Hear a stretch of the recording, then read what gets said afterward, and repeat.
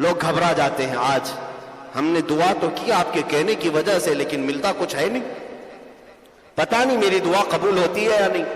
یہ جملہ کبھی نہ کہیں, نا امیدی کا ہے. کبھی کبھار کچھ لوگ ہمارے پاس آ کر کہتے ہیں دعا کی درخواست ہر مومن سے کرنا تو چاہیے, آپ میرے لیے دعا کریں اور آپ ہم سے کہیں کہ آپ ہمارے لیے دعا کریں. یہ مومنوں کا شیوا ہے, دستور ہے. لیکن یہ کہنا میری نہیں قبول ہوتی آپ کی قبول ہوتی ہے, تم مایوس ہو اپنے رب سے. اللہ عز و جل کے قبول کرنے پر تمہارا یقین نہیں رہ گیا, یہ مایوسی کفر تک لے جاتی, بندے کو کافر بنا دیتی. کبھی یہ نہ کہنا, اس لیے کہ اللہ عز و جل ہر بندے کی سنتا ہے, ہر بندے کی. موسیٰ علیہ الصلوۃ والتسلیم نے اللہ تعالیٰ سے پوچھا ایک بار, اے رب تیرے پکارنے والے بندوں میں ہر طرح کے بندے ہوتے ہیں, گنہگار بھی ہوتے ہیں, نیکوکار بھی ہوتے ہیں. جب وہ تجھے پکارتے ہیں تو تو انہیں جواب کیسے دیتا ہے؟ سنو, اللہ تعالیٰ فرماتا ہے اے موسیٰ مجھے پکارنے والے اچھے لوگ بھی ہوتے ہیں, برے بھی. جب نیک لوگ مجھے پکارتے ہیں ربنا کہہ کر یا ربی کہتے ہیں تو میں ان کے جواب میں کہتا ہوں لبیک یا عبدی, اے بندے بول میں تیرے لیے حاضر ہوں, میں حاضر ہوں. موسیٰ علیہ السلام خوش ہوئے. ایک نیک بندہ جب رب کو پکارتا ہے تو رب کی طرف سے جواب آتا ہے لبیک یا عبدی. پھر اللہ تعالیٰ فرماتا ہے اے موسیٰ جب گناہوں میں مصروف, گناہ ترک کر کے بندہ آتا ہے, ایک گنہگار مجھے پکارتا ہے یا ربی, تو میں اس کے جواب میں 70 بار لبیک یا عبدی کہتا ہوں, 70 بار کہتا ہوں اے بندے بول میں حاضر ہوں, اے بندے بول میں حاضر ہوں. موسیٰ علیہ الصلوۃ والتسلیم نے عرض کیا ہے رب ذوالجلال ایسا کیوں؟ نیک بندہ جب پکارتا ہے ایک ہی بار تو جواب دیتا ہے, اور گنہگار جب پکارتا ہے 70 بار تو جواب دیتا ہے. اللہ کے اس کرم پر قربان جاؤ میرے عزیزو, دعا سے تم نہ بھاگو, بے نیاز نہ ہو. اللہ فرماتا ہے اس لیے کہ نیک جب مانگتا ہے تو اسے یہ بھروسہ ہوتا ہے میرے پاس نمازیں ہیں, زکوٰۃ ہے, حج ہے, جو کچھ بھی ہے, ان اعمال کے بھروسے پر وہ مجھ سے مانگتا ہے. اور جب ایک گنہگار مانگتا ہے اس کے پاس کچھ نہیں ہوتا, صرف مجھ پر یقین کر کے مانگتا ہے, اس کا صرف مجھ پر بھروسہ ہوتا ہے, اس لیے میں اس کے جواب میں 70 بار کہتا ہوں لبیک یا عبدی. کون کہتا ہے کہ وہ اللہ نہیں سنتا, اور جو یہ کہتا ہے وہ کافر ہے, اس کا اسلام سے کوئی تعلق نہیں. اللہ عز و جل ہر ایک کی مصیبتوں کی خبر لیتا ہے. وَمَا اللَّهُ بِغَافِلٍ عَمَّا تَعْمَلُونَ, اللہ تمہارے کیے ہوئے کاموں سے بھی غافل نہیں اور تمہاری باتوں کو بھی سنتا ہے. اِنَّكَ لَسَمِيعُ الدُّعَاء, یہ بھی کہا گیا ہے قرآن, اے اللہ تو دعاؤں کو ضرور ضرور سننے والا ہے.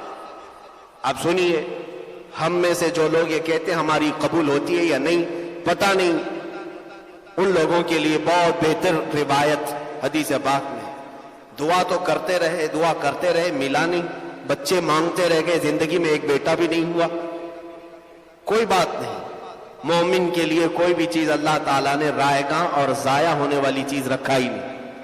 قیامت کے دن اس بندے کو رب تعالیٰ بلائے گا اور بلا کر نیکیوں کا ایک ڈھیر ہوگا جو پہاڑ کی طرح ہوگا. اللہ تعالیٰ فرمائے گا آج تجھے نیکیوں کی ضرورت ہے؟ کہا ہاں مولا, چند نیکیاں بھی ملے تو میری بخشش ہو جائے. اللہ تبارک و تعالیٰ فرشتوں سے حکم فرماتا ہے اسے لے جاؤ اس پہاڑ بھری نیکیوں کی طرف, یہ سب اس کی ہیں. وہ بندے کو فرشتے دکھاتے یہ سب نیکیاں تیری ہیں, پہاڑ کے برابر. کہتا اتنی نیکیاں تو مجھ سے ہوئی نہیں تھیں, یہ کس عوض میں دی جا رہی ہیں مجھے, یہ کس چیز کا انعام ہے؟ اللہ عز و جل فرماتا ہے اے بندے یہ انعام نہیں, دنیا میں تو مجھ سے مانگا کرتا تھا, میں نے دنیا میں تجھے نہیں دیا. تیری وہ ساری دعائیں میں نے آخرت کے لیے سنبھال رکھی تھی, آخرت میں تجھے دینے کے لیے رکھا تھا. اب وہ سب اتنی ہو گئی کہ آج تیری بخشش کا ذریعہ بن گئی. وہ بندہ اس وقت پکار کر کہتا, حدیث میں میرے آقا فرماتے اے رب کائنات کاش تو میری دنیا میں کوئی دعا نہیں قبول کرتا, سب آخرت کے لیے رکھتا, تو آج میں میری نیکیاں اوروں کو بانٹ بھی رہا ہوتا. جو گھبراتے مایوس ہو کر دعاؤں کو ترک کر دیتے ہیں, دعا سے کیا ہوتا ہے؟ یاد رکھو دعائیں سنی جاتی ہیں. یا اور بات ہے کہ کچھ کو یہاں دے دیا جاتا ہے اور کچھ کو آخرت کے لیے رکھ دیا جاتا ہے. اب سنیے، مانگنے والا الگ الگ انداز میں مانگتا ہے. کوئی گڑ گڑا کر، کوئی رو کر، کوئی بے توجہی کے ساتھ، جیسے بھی. کچھ کو بہت جلدی ملا اور کچھ کو برسوں تک نہیں ملا. فرشتے کچھ لوگوں کے مانگنے پر اللہ کی بارگاہ میں سفارش کرتے ہیں. ہم جب دعا کرتے ہیں یہ مت سمجھنا کہ ہماری دعاؤں کی قبولیت کے لیے کوئی اور وسیلہ ملتا ہے کہ نہیں ملتا، بلکہ وہ ملائکہ جو ہماری دعاؤں کو اللہ تک پہنچاتے ہیں وہ سفارش کرتے ہیں، اے رب وہ بندہ کب سے رو رہا ہے، کب سے تجھ سے مانگ رہا ہے، اسے تو عطا کر دے. فرشتے سفارش کرتے ہیں حدیث پاک میں.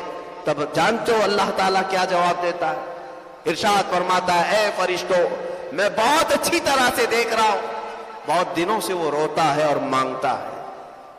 اے ملائکہ میں اس کو اس لیے نہیں دیتا کہ اس کا مانگنا مجھے بہت اچھا لگتا ہے. میں اسے ابھی دے دوں تو وہ مانگنا بند کر دے گا. وہ جب تک مانگتا رہے مجھے اچھا لگتا ہے، اس کا مانگنا مجھے پسند ہے. بندوں کے مانگنے کو بھی اللہ پسند کرتا ہے، دعائیں بھی رب تعالیٰ کو پسند ہوتی ہیں. مانگنے سے اس طرح سے بے نیازی نہ دکھاؤ کہ ہمارے پاس وقت ہی نہیں رہ گیا. یہ تعلق باللہ سب سے زیادہ دعا سے حاصل ہوتا ہے. اللہ سے جو سب سے بڑا گہرا تعلق قائم کرتے ہیں وہ دعاؤں سے حاصل کرتے ہیں.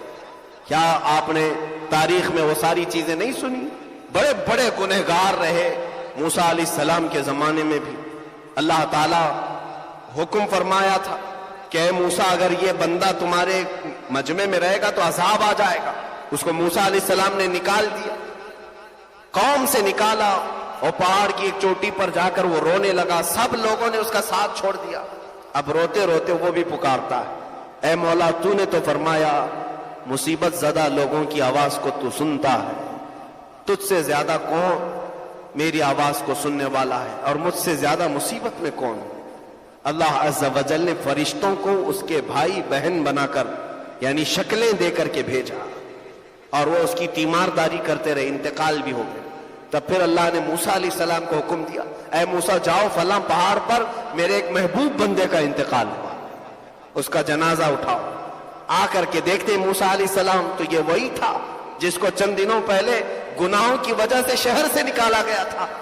رب تعالیٰ سے آپ نے پوچھا کہ یہ محبوب کیسے ہو گیا؟ اللہ نے فرمایا ہے موسیٰ وہ خطا کار سیاکار تھا، لیکن جب وہ گڑ گڑا کر مجھ سے مانگنے لگا تو میں نے اس کے تمام گناہوں کو معاف کر دیا. مانگنے کا یہ بھی نتیجہ ہے، یہ بھی رزلٹ ہے. ہم اپنی زندگی میں کسی بھی ایسے لمحے کو آنے نہ دیں جس میں یہ احساس ہوتا ہو کہ ہم کو رب کی ضرورت نہیں. ہمارے دن رات، ہماری صبح و شام اللہ کے حضور دعا کرتے ہی گزرے، دعا کرتے ہی گزرے. آپ کو پتا ہے ہمارے اسلام میں کتنی دعائیں ہماری زندگی میں شامل کر دی گئی؟ سب سے زیادہ اگر یوزفل کوئی ورڈ ہمارے پاس ہے تو السلام علیکم.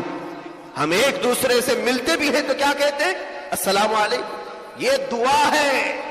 ہم اپنے بھائی کے لیے کہتے ہیں اللہ کی سلامتی ہو تجھ پر. دعا سے ہمیں دور نہیں رکھا گیا. اس کی وجہ یہ ہے کہ بندہ جب تک دعا کرتا رہتا ہے وہ بندہ رہتا ہے، اور جس دن وہ دعا چھوڑ دیا متکبر، غرور اور گھمنڈی خدا بننے کی کوشش کر رہا ہوتا ہے. اب اسے کسی چیز کی حاجت نہیں رہ گئی، مانگنا چھوڑ دیا، بے نیاز ہو گیا. اس لیے میرے آقا صلی اللہ تعالی علیہ وسلم بھی سارے کمالات ہونے کے باوجود بھی مانگتے ہی رہے، مانگتے ہی رہے، رب ذوالجلال سے مانگتے ہی رہے. ہاں ایک بات طے ہے کہ جو اس سے مانگتا رہا اللہ پوری دنیا سے اسے بے نیاز کر کے رکھتا ہے. اسی لیے تو ہمیں سورہ فاتحہ میں اس نے کیا سکھایا؟ ایاک نعبد و ایاک نستعین. اے رب ہم تیری ہی عبادت کرتے ہیں اور صرف تجھ سے ہی مانگتے ہیں. اور دعا جو بندہ کثرت سے رب ذوالجلال کے حضور کرتا ہے اس کی پوزیشن اللہ ایسی بناتا ہے کہ اس کا ہاتھ پھر کسی کے سامنے نہیں پھیلنے دیتا.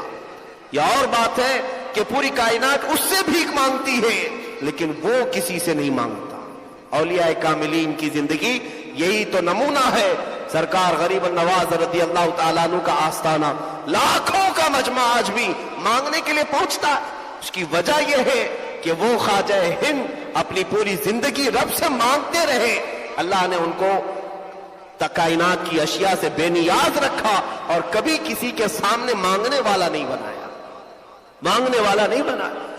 آج میرے عزیزوں دعا سے بیزاری اختیار نہ کرو. میں ان لوگوں کو تنبیہ کرنا چاہتا ہوں جو بے نیازی دکھاتے ہیں یا اپنے وقت کے کم ہونے کی شکایت کرتے ہیں. کیا تمہارے پاس اتنا بھی وقت نہیں رہ گیا دعا کے لیے کہ دو جملے رب ذوالجلال کے حضور کہہ کر کے جائے، اے اللہ میں زندگی بھر تیرا محتاج ہوں اور محتاج ہی رکھ، ہمیشہ تو اپنا محتاج رکھ. یہ دعا بھی اتنی کمال کی ہے کہ اللہ کے حضور یہ بھی مت کہنا کہ اللہ مجھے کبھی محتاج نہ بنا، نہیں، محتاج رکھ فقط تیرا، دوسروں کا نہیں. اتنا تو کہہ کر کے جا سکتے ہو.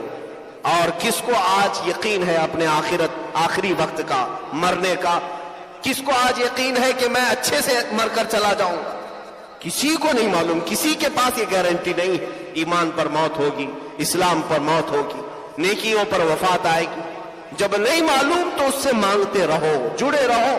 اے اللہ آج میں نیک تو ہوں، عبادت تو کر رہا ہوں، لیکن پتہ نہیں میرا آخری وقت کیسا آنے والا ہے. اے اللہ تیرے حضور میں مانگتا ہوں میرا آخری وقت صحیح سلامتی سے گزارتے ہیں.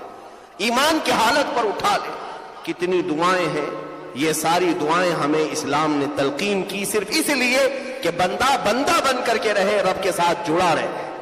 اور جو مانگنے سے کتراتے ہیں اور بھاگتے ہیں ان کی زندگی میں غرور بھر جاتا ہے، تکبر بھر جاتا ہے، گھمنڈ بھر جاتا ہے. اور ہم نے دیکھا ہے مسجد میں مانگنے سے شرم آئی، اللہ نے انہیں ہر ایک کی جوتیوں کے سامنے جھکنے پر مجبور رکھا ہے.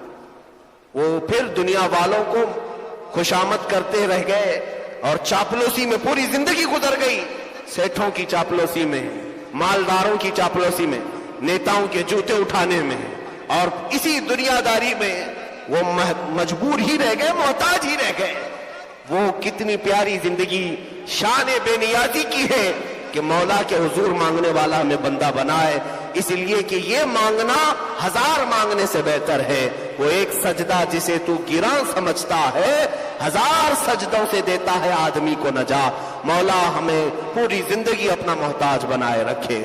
اے رب ذوالجلال ہم سب کو دعا میں شامل اور کامل بنا دے. خلاق کائنات آج ہم اعتراف کرتے ہیں مولا ہم کسی بھی عمل میں بڑے نہیں ہو سکے، ہم کسی بھی عمل میں کامل نہیں ہو سکے. قدیر و جبار خدا ہماری زندگی میں ایسا کوئی لمحہ نہ لا جس میں ہم تجھ سے دور ہو جائے یا تیری حفاظت سے نکل جائے. اے رب ذوالجلال ہم سب کو مرتے دم تک تو اپنی بارگاہ میں مانگنے والا بندہ بنا. قیامت کے دن مولا ہم اپنی دعاؤں کا نتیجہ دیکھ سکے. اے قدیر و جبار خدا آج تیرے دربار میں ہم یہ بھی ہاتھ اٹھا کر کہتے ہیں مانگنا ہمارا کام ہے، قبول کرنا تیرا کام ہے. اگر دنیا میں دے تو تیرا فضل ہے اور نہ دے تو تیرا عدل ہے، مگر یہ یقین ہے مولا جو کچھ بھی ہم نے مانگا وہ تو قیامت کے دن ضرور ہمیں لوٹائے گا. اے رب ذوالجلال ان پورے حاضرین کو، تمام مسلمین کو ہر طرح کی آفتوں سے محفوظ فرما. ایمان پہ موت عطا فرما، ایمان پہ حشر عطا فرما. وصلی اللہ تعالی علی خیر خلق محمد وآلہ وصحبہ اجمعین وآخر دعوانا الحمد للہ رب العالمین. السلام علیکم.